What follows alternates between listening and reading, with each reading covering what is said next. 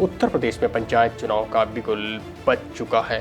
उत्तर प्रदेश में पंचायत चुनाव की पहली बार घोषणा हुई उस वक्त आधार 1995 को लिया गया था, जिसके बाद एक PIL हाई कोर्ट में डाली जाती है और फिर हाई कोर्ट 1995 के आधार को खारिज कर देता है, जिसके बाद आधार वर्ष लिया जाता है 2015 का।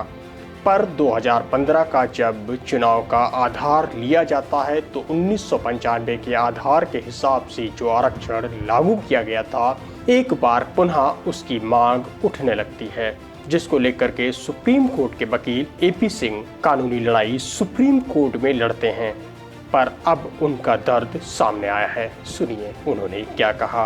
उत्तर प्रदेश पंचायत चुनाव को लेकर उच्चतम न्यायालय की लखनऊ बेंच में रिव्यू डिसमिस हुई है। उसमें सबसे बड़ी समस्या हो तो रिव्यू था। रिव्यू का एक लिमिटेड दायरा होता है।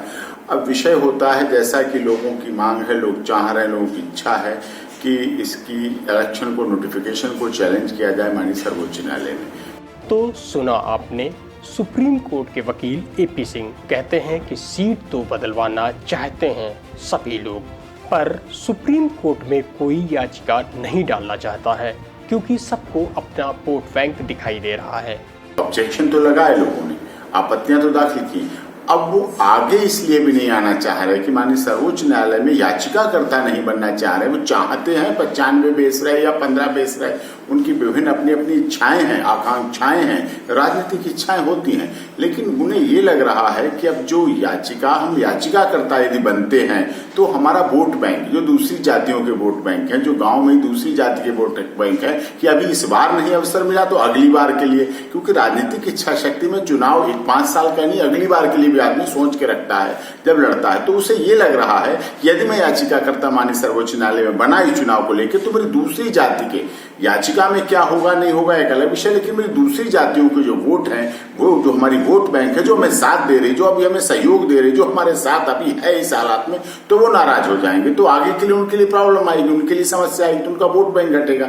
तो ये याचिका ना लगाने के प्रति जो आप लोगों के सवाल हैं, याचिका लग जाए, कोई लगा दे, याचिका लग के निपटारा हो जाए, उनके पक्ष में फैसला हो जाए, नोटिफिकेशन स्टे हो जाए, ये तो सब चाहते हैं। लेकिन याचिकाकर्ता को इसलिए नहीं बनना चाह रहा है कि उनकी अपनी जब पता चल जाए कि याचिकाकर्ता बनेगा तो ओपन हो जाएगा, खुलेगा, वो पब्लिक डोमेन में आएगा, मीडिया में आएगा, तो उन्हें ये लग रहा है कि उनकी वोट बैंक यदि नाराज हो गई तो उनके आगे के चुनाव के लिए भी कहीं ना कहीं गलत हो, क्योंकि लिमिटेड दायरा होता है। ग्राम पंचायत है, जिला पंचायत, इन सबका लिमिटेड दायरा होता है, लिमिटेड वोट बैंक होती। तो वोट बैंक जातिगत आधार, ग्राम पंचायत के चुनाव में जातिगत समीकरण बहुत अधिक मायने रखते हैं तुलना में संसद और विधानसभा के चुनाव में।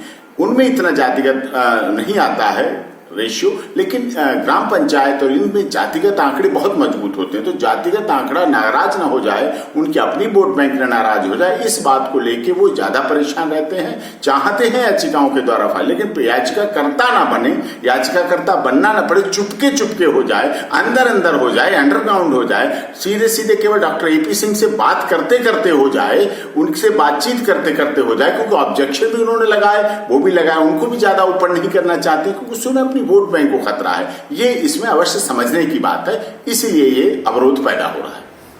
शायद AP सिंह की बात भी सही है। आप लोगों ने AP सिंह की बात को लोगों तक पहुंचाने की भी कोशिश नहीं की। जब आज रिपब्लिक हिंदुस्तान ने AP सिंह से बात की तो उनका दर्द स्पष्ट झलक रहा था। वो आपकी लड़ाई दिल से लड़ना चाहते हैं, पर आप लोग उनका साथ तक नहीं दे रहे हैं। आपसे गुजारिश है, इस चैनल को ज़्यादा से ज़्यादा सब्सक्राइब करें और लोगों को शेयर करें। अगर आप लोगों के अंदर AP सिंह के लिए जरा सा भी प्यार है तो सब्सक्राइब करें और लोगों से शेयर भी कराएं, ताकि AP सिंह की बात ज़्यादा से ज़्यादा लोगों तक पहुंच सके।